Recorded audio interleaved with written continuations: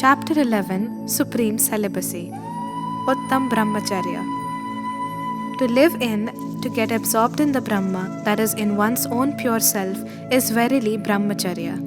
As it is said in Anagar Dharmamrit, Ya Brahmani Svatmani Shuddha Buddhair Charya Paradravya Mucha Pravrittihi Tad Brahmacharya Vratam Sarvabhaumam Ye Panti Te Yanti Parapramodam. The conduct, that is self-absorbedness in one's own soul of pure sentience nature, devoid of all other not self-objects, is verily called celibacy. Those who observe a vow of celibacy, which is supreme amongst all vows, attain infinite bliss. Similar interpretation of celibacy has been given in Bhagavati Aradhana and Padmanandi Panchavinchatika. Although absorbedness in one's own soul is verily Brahmacharya, nevertheless, until we know and believe our own soul, how would till then absorbedness in one's own soul be possible? That's why it is said that self-absorbedness, that is, right self-conduct, appears only after attaining right self-belief and right self-knowledge. Also, the word Uttam prefixed with Brahmacharya indicates the same thing, that along with right belief and right knowledge, the state of self-absorbedness itself is Uttam Brahmacharya.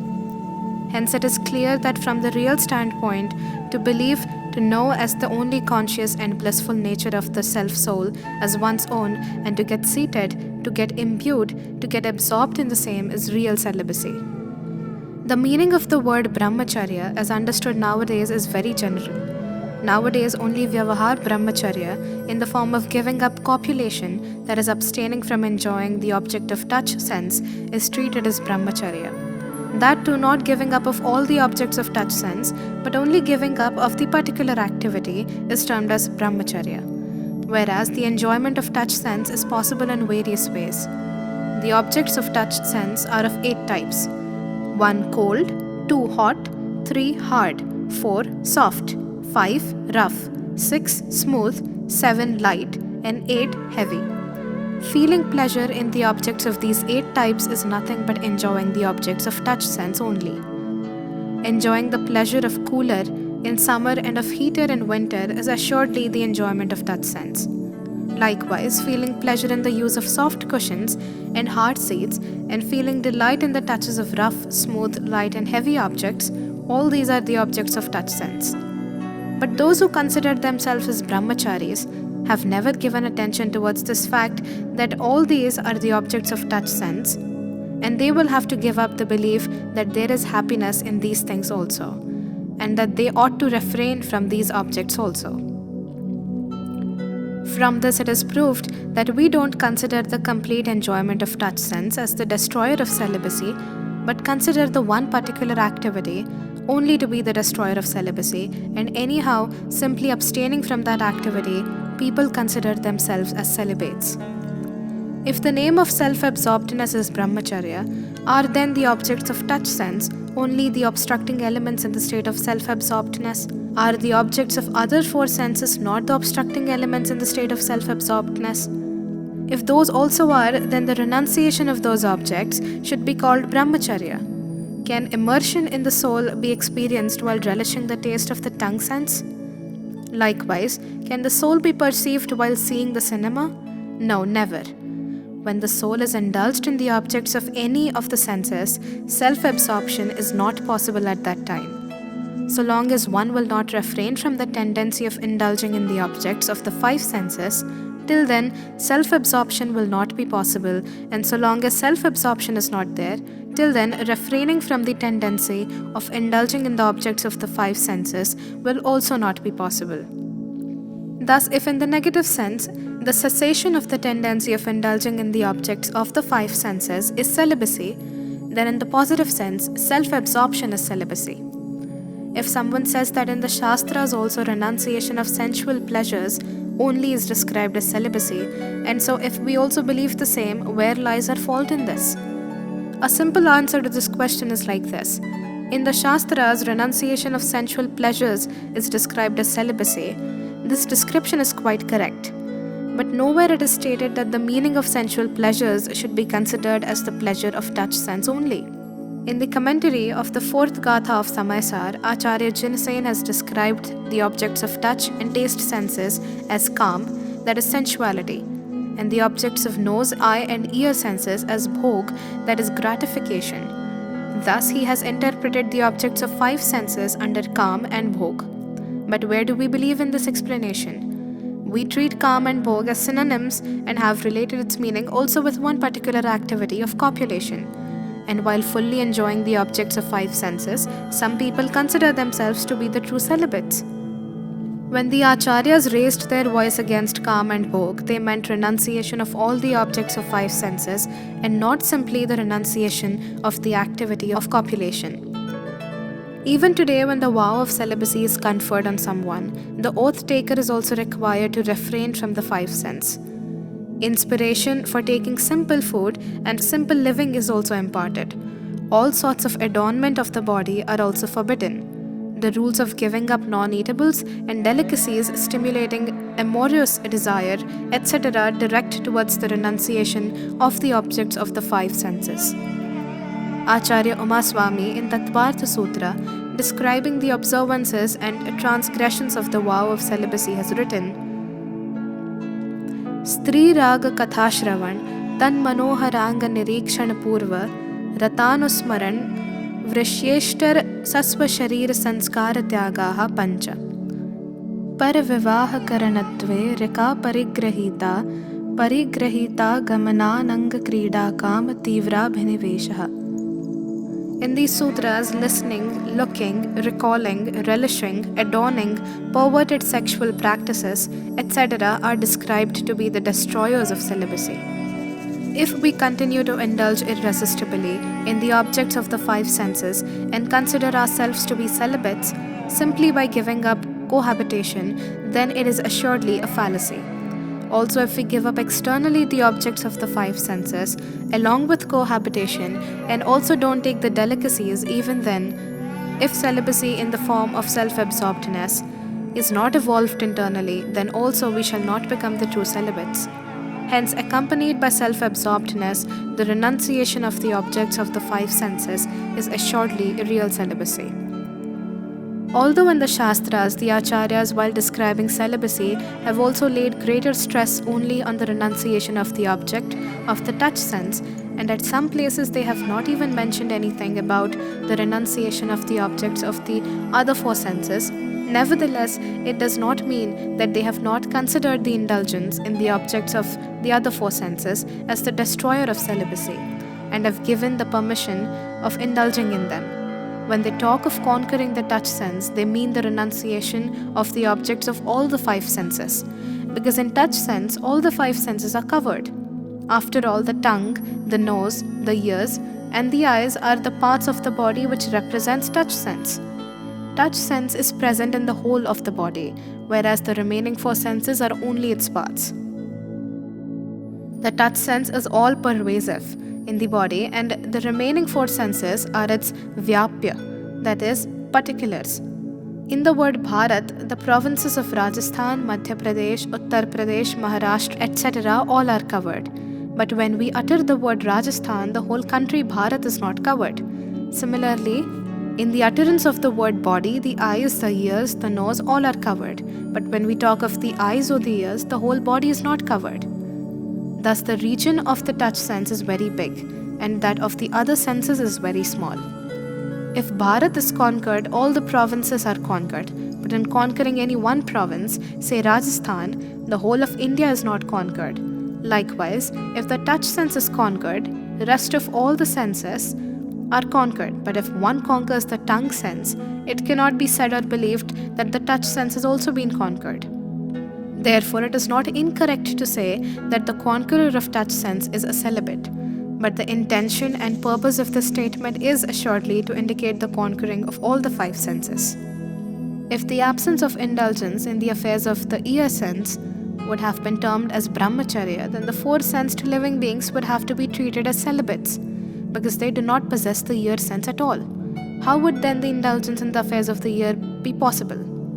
Similarly, on treating Brahmacharya as the absence of indulgence in the affairs of eye sense, the three-sensed living beings on treating Brahmacharya as the absence of indulgence in the affairs of the nose sense, the two-sensed living beings on treating Brahmacharya as the absence of indulgence in the affairs of tongue sense, the one-sensed living beings, all would have to be considered as celibates, because in the absence of the aforesaid senses in them, their indulging in the affairs of the senses is not possible. One can argue that if celibacy is considered to be the absence of indulgence in the affairs of the touch sense, the jivas who don't possess touch sense will have to be considered as celibates. Yes, this is what is meant by the above discussion, because only Siddha Bhagwan are devoid of touch sense and they are assuredly the perfect celibates. In the mundane living beings, there is nobody who is devoid of touch sense. Thus, there is no flaw in the statement that celibacy is the renunciation of indulgence in the affairs of the touch sense.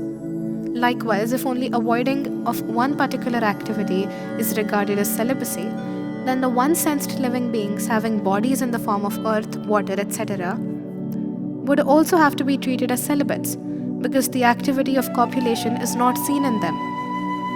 To the question as to what is the objection in considering one-sensed living beings, etc. as celibates, my answer is that they don't possess the real celibacy in the form of self-absorbedness.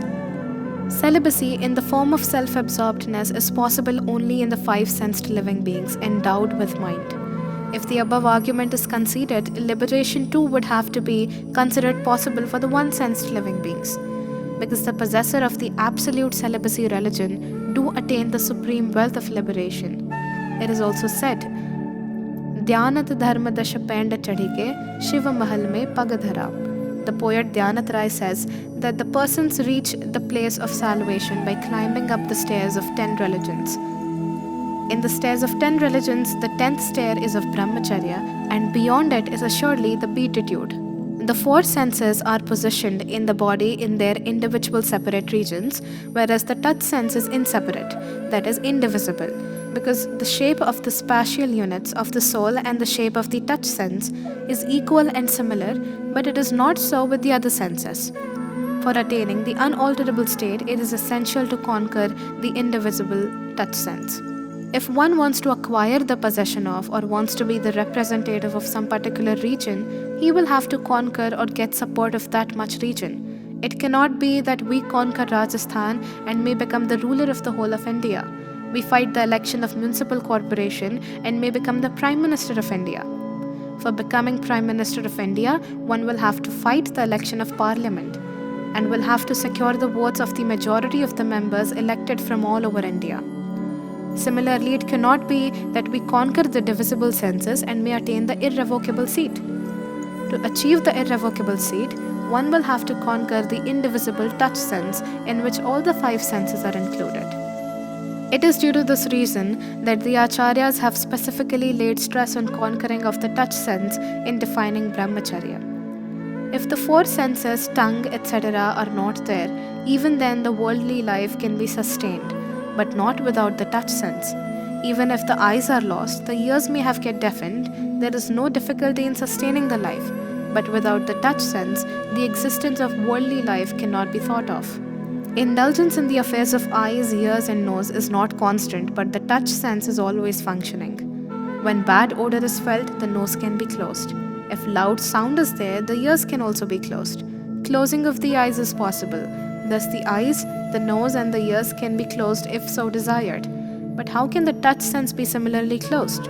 It continues feeling the cold, hot, rough, smooth, hard, soft. The pleasure through tongue is experienced only while eating, through the nose while smelling, through the eyes while seeing, and through the ears while hearing the melodious sound, but the indulgence in the affairs of touch sense continues incessantly. Thus the touch sense is indivisible not only by region, but it is indivisible by time also. The remaining four senses are indivisible neither by region nor by time. There is one more reason for the time-related divisibility of the four senses and the incessant indivisibility of touch sense. It is this, that the indivisible association of the touch sense is incessantly found from beginningless time till today. Its association could not be abandoned even for a moment. It never happened that in the mundane existence the soul could ever be found without the touch sense. But the remaining 4 senses are not always found with the soul from the beginningless time, because these were not there in Nigodh. Since the time these 4 senses got associated with the soul, innumerable times there has been come and quit relationship with them. Getting rid of these is neither difficult nor beneficial. But though to get rid of the touch sense is extremely difficult, it will be eternally beneficial if accomplished.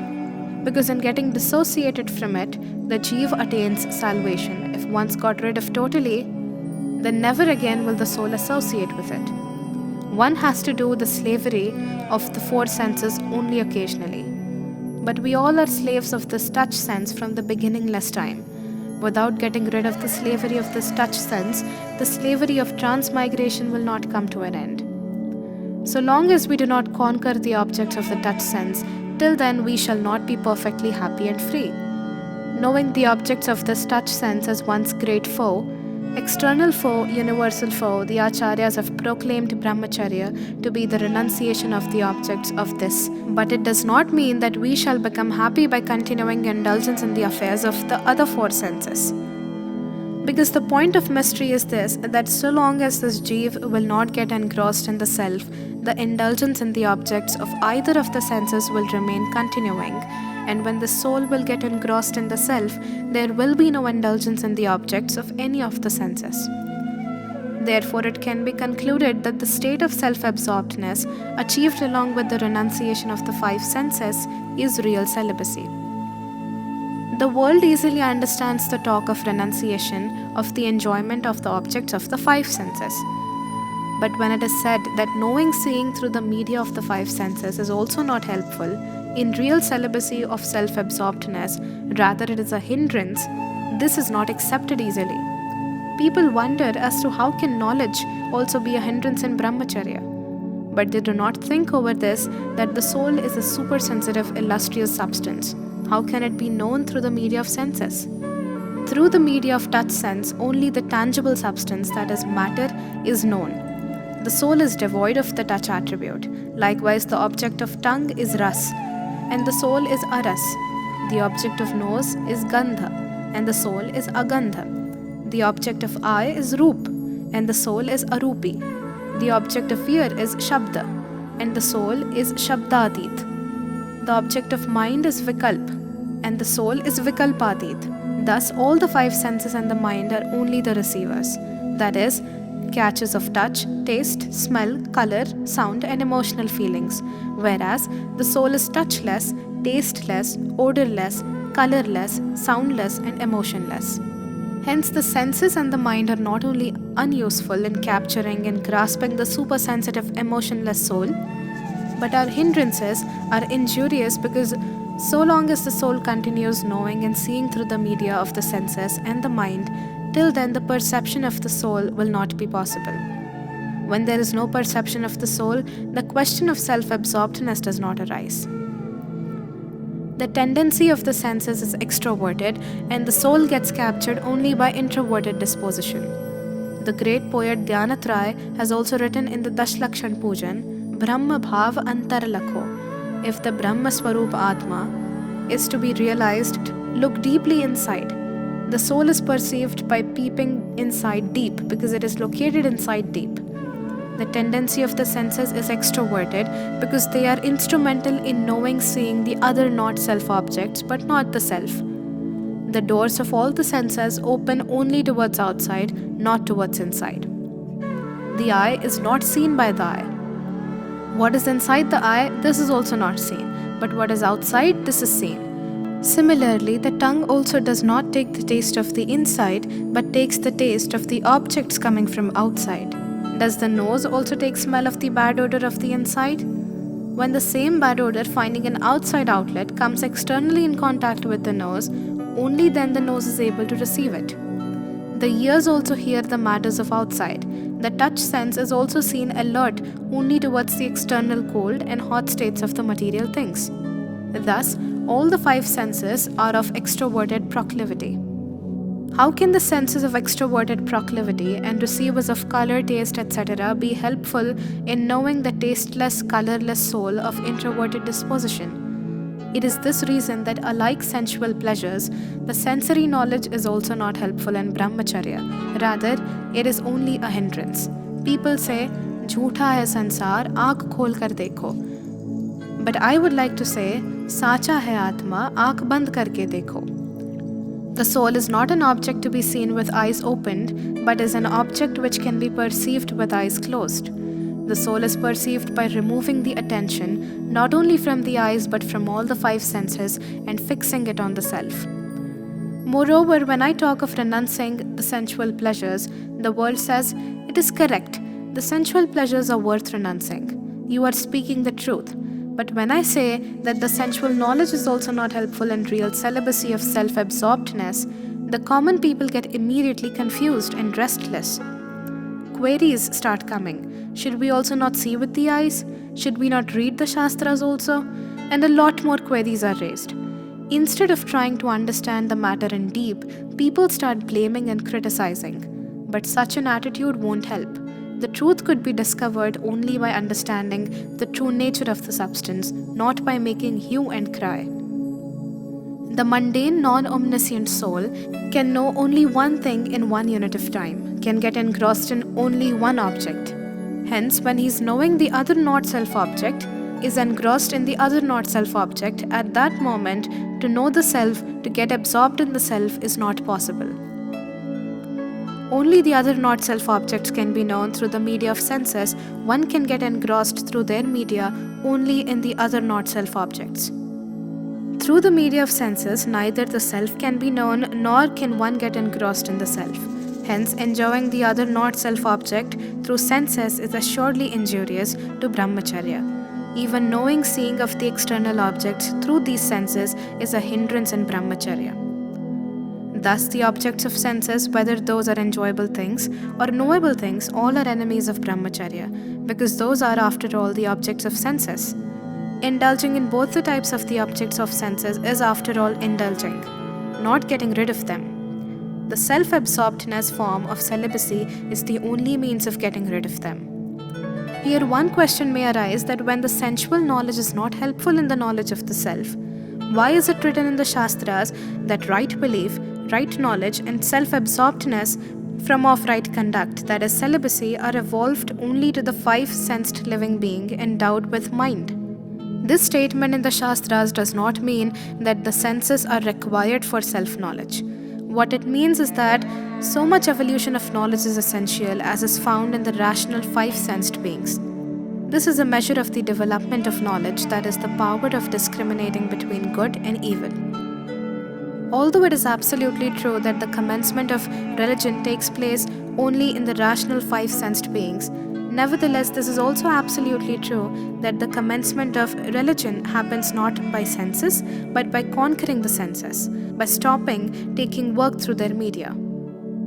Secondly, when the soul is not engrossed in the self, it will be engrossed in the objects of any one of the senses, but it cannot be engrossed simultaneously in the objects of all the 5 senses. It might get engrossed in any one of them in one unit of time. Likewise, it can also not know simultaneously all the objects of the 5 senses, because the activity of sensual knowledge is successive and not simultaneous. Whether it is the enjoying side of the senses or the knowing side, both have gradual tendencies. When we are looking at something attentively, nothing is heard at that moment. Likewise, if we are listening attentively, nothing is apparent at that moment. But this roving state of upayog changes so quickly that we feel that we are seeing and hearing at one and the same time, but it really never happens so. Now, if the one who has got all the 5 senses and the mind does not fix his upayog over one's soul, his upayog will get engrossed in the objects of the 5 senses. But the one who has got only 4 senses, his upayog will move in the objects of 4 senses only. Thus, the upayog of 3-sensed jeev will move in the 3 senses, and that of 2-sensed jeev in the 2 senses only. But the upayog and bhog of the 1-sensed living being assuredly will not move and will remain indulged uninterruptedly in the objects of the touch sense only. Thus, when the upayog does not remain fixed in the soul, it starts moving in the objects of the senses. the soul is only one. During the period of upyogs remaining fixed in it, the question of moving hither-thither does not arise. When the mundane soul becomes a rational five-sensed being, the extroverted upyog getting engrossed in the objects of the five senses becomes weak. In this condition, due to evolution of the power of knowledge and due to the power of sensual upyog being distributed, the power of attaining self-knowledge gets manifested. Thus, we see that self-absorbedness along with renunciation of both the perceptible and the enjoyable objects of the five senses is real celibacy, that is Nishchay Brahmacharya. Laying so much stress on Nishchay Brahmacharya does not mean that external celibacy, that is Vyavahar Brahmacharya, in the form of renunciation of cohabitation, is to be overlooked. The exposition of real celibacy has been elaborated here due to the reason that the whole world is aware of the empirical celibacy, that is Vyavahar Brahmacharya, but the attention of the world is not diverted towards real celibacy, that is Nishchay Brahmacharya. In practical life, the conjunction of both is a must, as by overlooking the self-absorbedness from of real celibacy and considering conventional celibacy in the form of renunciation of cohabitation as real celibacy, the above-mentioned various objections arise. Similarly, also by overlooking conventional celibacy, many questions will arise. For example, it would not be possible to call even the real Digambar Bhavlingi saints as celibates in the instantaneous absence of the conduct of self-absorbedness during their being engaged in teaching, preaching, etc. And as such, only the omniscient jinn who always remains engrossed in the self could be called a celibate. If you say that by treating figuratively the self-absorbedness form of celibacy that the saints possess, you would call them as celibates when they are engaged in teaching, preaching, etc., then howsoever scanty it may be, but due to being possessed of self-absorbedness, the vowless true believer will also have to be considered a celibate. This view does not seem to be appropriate because then the Chakravarti, even having 96,000 wives, will also be called a celibate. Therefore, the celibate nomenclature is determined only on the basis of conventional celibacy, in the form of renunciation of cohabitation, even with one's own wife. However, in the absence of self-absorbedness form of real celibacy, the conventional celibacy in the form of renunciation of cohabitation with one's spouse is not real celibacy.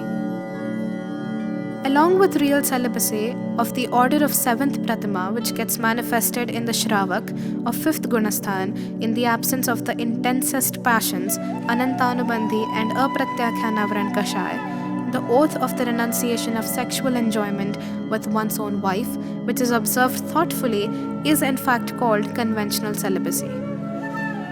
Thus, in practical life, the conjunction of Nishchay and Vyavahar celibacy is desirable. The writer of Dashlakshan Pujan has advocated the observance of both in a balanced way. Sheel Baad Naurag, Brahma Bhav Antar Lakho, Kari Dono Abhilak, Karahu Safal Narabhav Sada. We must protest our chastity by means of the 9 types of fencings and should also perceive and realize our own soul in the inner self. One must take the full benefit of this human birth by becoming a true aspirant of both kinds of celibacies, that is, the real and conventional celibacy. Just as the farmer protects the field by putting fencing all around it, similarly we must protect our chastity by encircling it with the 9 types of fencings. The more precious a thing is, its protection also has to be done with more stronger means and care. For the safety of highly precious things, along with due care of providing strong protection, many fencings are put instead of one fencing. We never keep jewelry in the jungle, but keep it in the center of the town, in the inside room of a strongly built house, in an iron safe locked with several locks. Chastity, that is celibacy, is also a very precious jewel. We must protect it by placing 9 fencings. We should not indulge in unchastity by the body, should also not utter any words which stimulate unchastity, and should also not give any place to the thoughts of unchastity in our mind. We should not only do so ourselves, but also should not get it done by others, nor praise such types of deeds.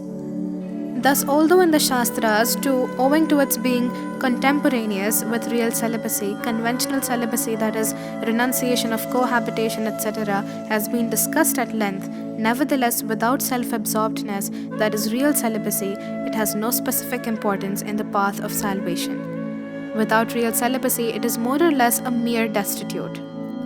Here, though the description of supreme celibacy is given, which is concerned with the saint's religion, and hence it is of the highest state, nevertheless, the householders also should not desist from the adoration of celibacy. They should also observe this according to their own capacity and stage of spirituality.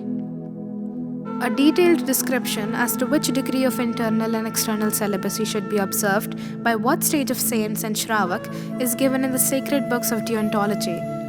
The inquisitive persons should know about this in detail from there. A detailed description of all those aspects is not possible in this short composition. Celibacy is a religion. It is directly related with the well-being of the self. Making it a tool for the accomplishment of any temporal objective is not desirable. But nowadays, this is being used as a degree like Shastri, Nyayatirth, MA, PhD, or Vani Bhushan, Vidya Vachaspati, or Danveer, Sir, Seth, etc. This has become a means of honor and prestige, and its use is also being done in this sense only. Due to this reason also, blemish has entered the field of religion too. Just as honorific degrees of today are taken and given in large gatherings, similarly the conferment of celibacy also has started. Now procession is taken out, for this also on elephants and with bands. If for renunciation of women also bands are required, what about the weddings and marriages? The world of today has become very ostentatious. It requires bands in owning the woman and also in disowning her. One does not understand how the same process is adoptable both in adoption and renunciation. One person went to his revered preceptor for taking the vow of celibacy on the occasion of a mammoth gathering, but the preceptor refused. So he went to some other person for recommendation. He was told, if Gurudev does not want to confer on you the vow of celibacy, don't take the oath. He may be refusing with a purpose. On his humble insistence, he was again told advisingly, friend, I am at a loss to understand why you are getting so much perturbed. Though Gurudev may not confer on you the vow of celibacy, he can't stop you from observing celibacy.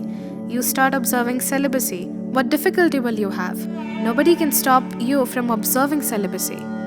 Even after this, when he was not satisfied, he was further advised, at present, give up the idea of the vow, observe continence at home for 6 months. Later on, I will help you in getting the vow of celibacy. Why to hurry? At this, he immediately spoke out, when will such an occasion recur? On being asked what occasion, he told, this Panchakalyanak Mela is not celebrated again and again.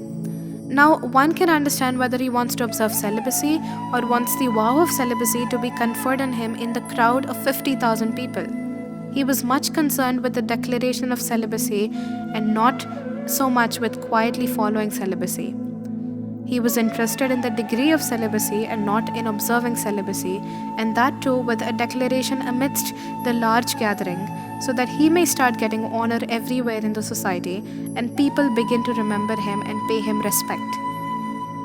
According to Jainism, it is not only the right but also the duty of a householder to live in the house up to the 7th Pratima, called Brahmacharya Pratima. That is to say, that not only should he eat after self-cooking, but he has to eat by self-earning, because he hasn't yet become a Parigraha Tyagi, nor has he become an Arambha Tyagi. He also does not need to keep himself only on a cloth sheet. He is authorized to wear dhoti, kurta, pagadi, etc. There is no restriction about all this in the Shastras. But we find that no question of 7th Brahmacharya Pratima, even the first Pratima may not be there. People simply take oath of external celibacy, wrap themselves with a cloth sheet and move out from home. Eating by self-earning is far off to imagine. They even get rid of self-cooking. I am not worried at this stage as to why does the society feed them. This virtuousness of the society is not only praiseworthy, but is also worth greeting. My contention is only this, that when their arrangement is not totally met with by the society of any particular place, their behavior at that time is noteworthy. They start talking ill of that society everywhere. This becomes their main duty. The society may bear their burden with respect and may pay them honor. It is a very good thing. But forcibly putting burden on the society is not in accordance with the Shastras. Brahmacharya Dharma is totally a matter of inner self. It is a personal matter, but that too today has become a degree. Brahmacharya is the name of absorption in the self. But when the persons calling themselves as Brahmachari show aversion when there is talk of the soul, what worse could be there? Without self-realization, even right belief does not get evolved. The vows are evolved only after attaining right belief. The association of one's wife is permissible only up to the 6th Prathama, and her company gets quit in the 7th Prathama. This is to say, before the renunciation of cohabitation with one's own wife, spiritual celibacy in the self is attained, but nobody pays attention towards the spiritual celibacy. Here, the usefulness of external celibacy, that is, renunciation of cohabitation, is not being denied even if there is no right belief. It is also useful for renunciation. Owing to the absence of household problems, ample time and opportunity is available to the observer for the study of Shastras and for contemplation. But after having accepted the vow of celibacy, if someone, instead of engrossing oneself in the study of scriptures, runs after achieving honor, respect, etc., then it would mean that he has also not accepted external celibacy. He has become a seeker of pride and honor only. In Dashlakshan Pujan, in the stanza of Brahmacharya, one line reads as under: Sansar mein vishbel nari, taj gaye yogishwara. Nowadays, whenever discussion takes place on Brahmacharya, the aforesaid line of Dashlakshan Pujan is looked upon with great disgust. It is complained that in this line, woman is pointedly criticized. If woman is a creeper of poison, is then man the tree of nectar? Is man too not a tree of poison? But why should we make a pure topic like Brahmacharya a topic of man-woman controversy? In the talk of Brahmacharya, the intention of the Pujan writer is not to criticize women. Advocating man to be superior is also not the intention of the Pujan writer. In this, the songs of men are not sung, rather they have been scolded, reprimanded against for indulgence in unchastity. As a matter of fact here, the use of word woman is done to indicate the feeling of sensual pleasure, which arises in the heart of man when woman is in his contemplation. Likewise, by implication, the feeling of sensual pleasure arising in the heart of woman when man is in her contemplation is also included. Here, the feeling of attraction for the opposite sex only is referred to as the creeper of poison, irrespective of the fact whether it arises in man's heart or in woman's heart. And the renuncier of that emotion only is called as Yogishwar, whether the forsaker is a woman or a man. Simply by not stressing on the words and giving up the fruitless effort of interchanging the words, one should endeavor to grasp the sense contained in those lines. In the above-mentioned lines, the most laudable objective of the poet is to give encouragement for getting absorbed in the Brahma, that is, pure, conscious, and blissful nature of the soul, by getting away from a Brahma that is not self and unchastity, such as delusion, attachment, aversion, etc., impure alienated states of the soul. It is our duty to grasp their meaning with pure heart. Brahmacharya, that is self-absorbedness, is itself the explicit religion. It is the highest religion. I end this discussion with the prayer that all the living beings may, by knowing and realizing the pure nature of Brahma, get seated, get absorbed in the nature, and achieve infinite bliss for endless period.